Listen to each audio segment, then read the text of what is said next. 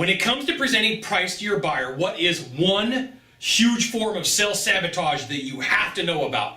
I'm Scott Sylvan Bell. I'm coming to you live from Sacramento, California on a perfect day to talk about sales and a perfect day to talk about you. Now here's the thing.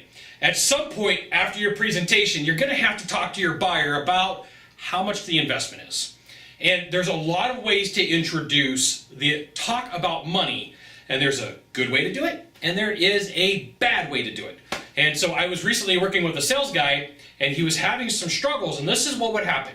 He would go and he would meet with his buyer, he would go through his discovery phase, go through his presentation, build out options, and then just as he was about to go over the numbers, he would look at the buyer and go, "Are you ready for the bad news?" And I was like, whoa, what are you doing? Right? You're framing the information that you have around bad examples, right? So just think if you were going to go buy something, and it's usually out of nervous energy. You sit down with the buyer, you're about to buy a widget or gizmo, it's 30 grand, maybe a car, right? You're going to sit down with the car, and the salesperson looks at you and goes, "All right, now we got to go over the bad news." Now, I get it. There is a lot of anxiety about money. I get it. There's a lot of anxieties about investments.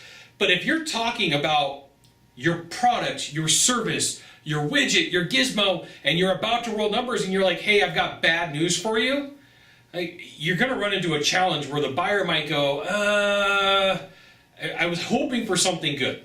So you're trying to get a problem fixed, you're trying to get a pain fixed, you're trying to get taken care of a risk, and the framing is wrong. So like in the discovery phase, you could ask all sorts of questions based and wrapped around pain and problem and talk about bad, and here's some bad news. But just before you're about to roll numbers out of nervous energy, it is a huge form of self-sabotage. So there's other grand ways to say, "Hey, look, it's ready. I'm ready for me to go over the investment amount with you." There's a million ways to say it. You pick the way that you do it. I don't know how you're going to say it. I know the way that I'm going to do it. I usually start like, "Hey, I got some great news." Okay? I was able to figure out an option for you that's less than $1 million.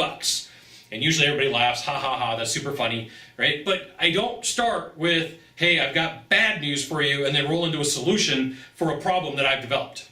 It's a huge form of self-sabotage. If you're struggling, it could be one of the places to look. Look at your framing. This is why I'm a huge fan of why you need to record your sales presentation. This is why I'm a huge fan that you should have ride-alongs. This is why I'm a huge fan that you should role-play in your sales meetings, is because people catch on like, "Whoa, wait a minute, what'd you just say?"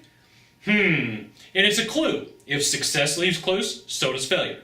You can reach self-sabotage by wrapping or framing your investment amount with a super negative delivered idea or belief. Got one thing to do from here, just one thing. Find the subscribe button and click on it every time I send out a video. You'll get an update that says Scott Bell Consultant sent another fantastic video. You should check it out, which you should. We'll see you soon. Thanks for dropping by. Aloha.